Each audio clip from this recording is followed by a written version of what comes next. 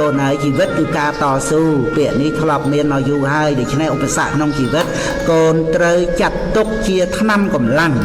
កាលបើមនុស្សយើងមានការតស៊ូក្នុងជីវិតក៏រមែងបានជួបប្រទះនៅឧបសគ្គគឺសេចក្តីលំបាកជាធម្មតាតែសូមឲ្យកូនគិតថាសេចក្តីលំបាកនោះជាថ្នាំកម្លាំងដែលនឹងជំរុញឲ្យកូនប្រឹងប្រែងជាយាមតស៊ូដើម្បីយកឈ្នះសេចក្តីលំបាកនោះរហូតបានដល់ទិសដៅគឺភាពប្រសើរនៃជីវិតនៃបាឧបសគ្គរឹតតែខ្លាំងជោគជ័យក៏រឹតតែមានតម្លៃម៉ែឪមិនមាននៅមរតកដែលជាទ្រព្យសម្បត្តិអ្វីច្រើនទុកឲ្យកូននោះទេតែកូនក៏បាននៅជីវិត